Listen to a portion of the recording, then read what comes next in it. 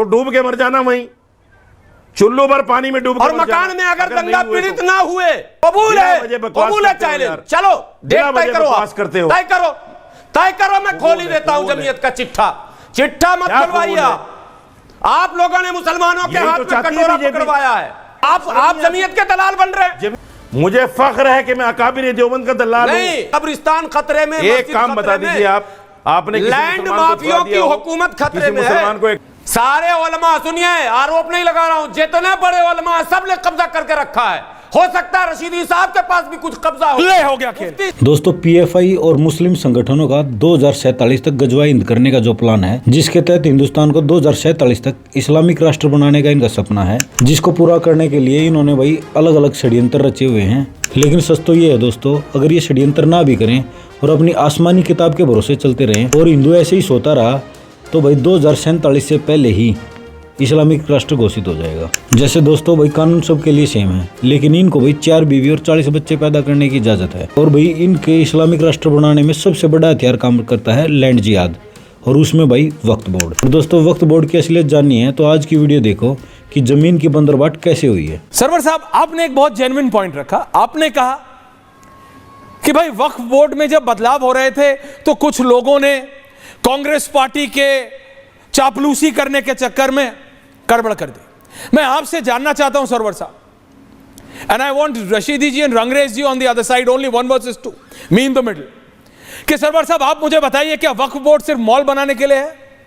क्या वक्फ बोर्ड 9.5 लाख एकड़ जमीन अपने पास रखने के लिए है, या इन सब गरीब और जरूरतमंद मुसलमान भाइयों बहनों की मदद करने के लिए है, जिनके पास सर पर छत नहीं, नौकरी नहीं, पढ़ाई नहीं, काम नहीं? क्योंकि रशीदी जी से मैंने इतनी बार पूछा, उनको इसमें ज्यादा इंटरेस्ट है कि आचार्य जी को कहां बुलाया जाता है, कहां नहीं, इसमें नहीं कि वक्फ बोर्ड क्या करता है। सरवर साहब पहले and Rashidi ji and Rangrez ji after that. या 1 versus 2।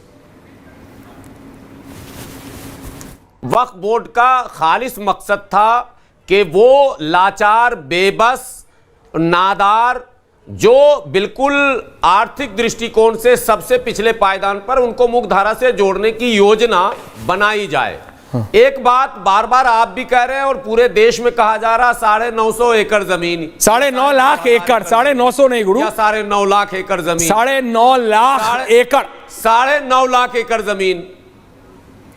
Yes yes yes yes. तो 9.5 लाख एकड़ में लगभग 600 एकड़ जमीन तो हमारे इन मजहबी रहनुमा और सियासी रहनुमाओं ने 60 घाट करके और कांग्रेस की सरकार में सत्ता में रहने वालों से कर लिया सौदा। अब आई ना बात। वो जो मॉल देख रहे हैं आप, हाँ। ये जो तमाम चीजें हैं, ये पहले सौदा हो चुका था।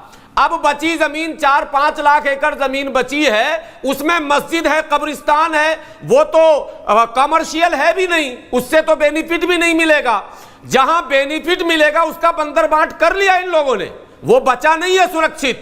तो अब कानून की जरूरत यह है कि जो गैर कानूनी कब्जा है, जिस पर नेताओं को, राजनेताओं के, मुस्लिम धर्मगुरुओं के, मुस्लिम वाया जाए और गरीबों में सीधे उसको कैसे पहुंचाया जाए, ये मोदी सरकार जी अगर कर दें तो मैं कहता हूं भारत का गरीब मुसलमान मोदी जी के साथ खड़ा। अभी गुलाम सरवर ने एक बड़ा इल्जाम लगाया हमारे बड़े उलमा। सरवर साहब and Rashidi ji 1 versus 1 now. मैं इनसे कहता हूं कि अगर ये पावर में होते, ये भी ऐसे ही करते। इनको तो पावर नहीं है, इनके पास है ही नहीं वो पावर जो ले रहे हैं, इसलिए बेचारे कुड़ रहे हैं बैठे हुए और दूसरों पर इल्जाम लगा रहे हैं। कमजोर आदमी इल्जाम ही लगाता है और कुछ नहीं कर सकता।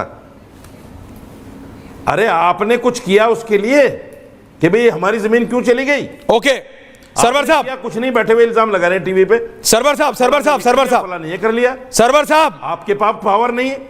ओके, मशहूर गंजे को नाखून मिलते हैं तो अपने ही गंजे को फाड़ता पहले। आपको पावर मिलती है, आप भी करते ऐसा। आप टोपी मत उतारिएगा। अब हाँ, रशीदी साहब का बहुत गंभीर सवाल, ऐश्वर्या जी सुनेंगे जरा, बोलिए।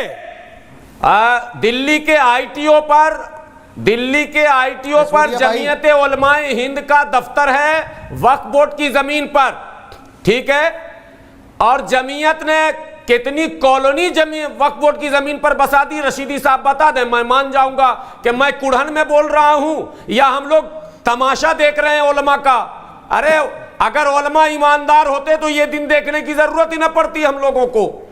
सारे उलमा, सुनिए, आरोप नहीं लगा रहा हूं, जितने बड़े उलमा सब ने कब्जा करके रखा है। हो सकता है रशीदी साहब के पास भी कुछ कब्जा हो गया खेल। मुफ्ती साहब चले गए, अरे खेल हो गया। आपके डिबेट में आते थे, कब्जे की मुहिम चल गई थी, अल्लाह उनको जन्नत दे, चले गए दुनिया से। हमसे मुंह मत खुलवाएं। वो वक्फ बोर्ड क्यों ना खुलवाएं, बोलो। मुफ्ती एजाज अरशद कासमी साहब, नहीं क्यों ना खुलवाएं, बोलो। प्लानिंग शुरू, नहीं रशीदी जी का कब्जे का, रशीदी जी कॉलोनी का नाम शब्दावली खराब ना हो। कॉलोनी बसाई वक्फ बोर्ड की जमीन पर। नहीं अब बताओ रशीदी जी। हाँ 30 सेकंड दीजिए मुझे। 45 दिए। हाँ मैं बता रहा हूँ। हाँ गुलाम सरवर भाई कौवे के कोसने से ढोर नहीं मरा करते। ये जो आप जमीयत को लेकर कोस रहे हैं ना, नहीं तो दिन आप लोगों के जमीयत पर लड़ाएंगे, फर्क नहीं पड़ेगा कुछ भी। जमीयत तो सैकड़ों हजारों लोगों को जेल से छुड़ा रही है। आप धर्म का साल से जेल में पड़े हुए थे। हिंदू धर्म गुरु और मुस्लिम धर्म गुरु दोनों धर्म की अफीम चटा रहे हैं ना। कब्रिस्तान खतरे में, एक काम बता दीजिए आपने लैंड माफियों की हुकूमत खतरे में है। मुसलमान को एक टाइम का खाना दे दिया हो, किसी मुसलमान को आपसे 50 गुना ज्यादा, ये आप आपने किसी मुसलमान को एक रात के लिए अपने घर में सुला लिया हो। आपको कुछ पता नहीं मैं क्या करता हूं। अरे जमीयत तो लाखों लाख रुपए, करोड़ों रुपए हजारों लोग मैं जंतर मंतर पर आपसे मांग के ले जाता हूं। अभी वक्फ बोर्ड पर, हजारों लोग जंतर मंतर पर आपसे मांग के ले जाता हूं। यूनिवर्सिटी पर, मदरसों पर जो कोर्ट 50 प्रोग्राम, अरे सुनो यार, पर कराया हूं। इस्लाम खतरे में बोलकर नहीं कराया हूं। बीच में सुनिए, इस्लाम खतरे में बोलकर भीड़ नहीं जमा करता हूं। गुलाम सरवर अपनी मेहनत से भीड़ जमा कर लेता है। आएगा तब बोलना। अरे तब सुनो अगर करते नहीं है तो लोग आते कैसे मेरे प्रोग्राम में? पर मुकदमा जमीयत ने डाला। नहीं, कितने धरने आपने दिए जंतर मंतर पर? सुन लो, अलीगढ़ अरे सुन लो यार, बिला वजह बोलते हो बीच में। अलीगढ़ मुस्लिम यूनिवर्सिटी पर मुकदमा जमीयत ने डाला। वक्फ बोर्ड के खिलाफ, संशोधन के खिलाफ जमीयत लड़ रही है। हजारों लड़कों को जेल से निकाल दिया जमीयत ने। क्यों लड़ रही है? नहीं जानते आप? इसलिए कि लूट चुकी है, इसलिए लड़ रही है। शर्म नहीं आती बोलते हुए? मैं दंगा पीड़ितों को मकान देकर छीनने का काम जमीयत ने किया था। रशीदी साहब, कितना पैसा जबान मत खुलवाइए। कितना पैसा दिया मुजफ्फरनगर बोलने के लिए? में दंगा पीड़ितों को जो मकान दिया था वो है आज बोलने के लिए, आज है।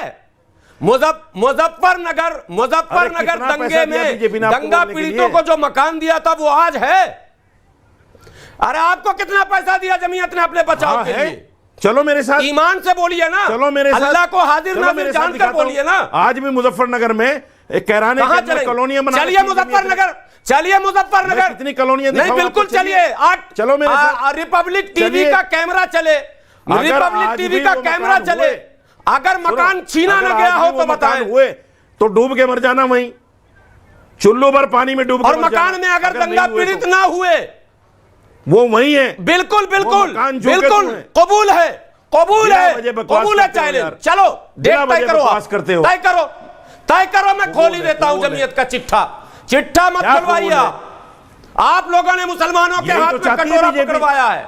यही तो चाहती है आप लोगों ने कटोरा पकड़वाया है।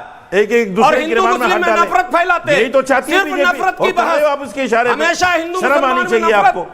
जमीयत को, नफरत फैलाते हैं। जानते हो? अरे जमीयत की तारीख जानते हो?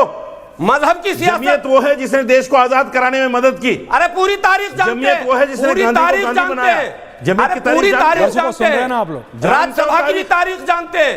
शर्म आनी चाहिए तुम्हें, शर्म आनी चाहिए। अगर वो गलत है तो, और अगर उनके फैक्ट्स सही हैं तो तुम्हें शर्म। आप फैक्ट्स को क्यों नहीं काउंटर कर रहे? ये बड़े बड़े शब्द बोल के चुल्लू भर पानी, शर्म से क्या होगा? गलत है। नहीं, अगर वो फैक्ट कह रहे वो आपको चैलेंज कर रहे हैं, चलिए। और मैं आप दोनों के लिए, और मैं कह रहा हूं कैमरा साथ जाएगा, आप दोनों चलिए। मैं कह रहा हूं कैमरा साथ जाएगा, लाइव रहेगा। आप दोनों चलिए, कैमरा जाएगा, लाइव रहेगा। चैलेंज एक्सेप्ट कीजिए दोनों। चलिए, चुप हो जाएगा। इन्होंने धोखा किया मुसलमानों के साथ, धोखा किया। अभी एंडिंग नहीं, के साथ बकवास कर रहे हैं बैठ के, धोखा किया। सिर्फ चंदा करते बस।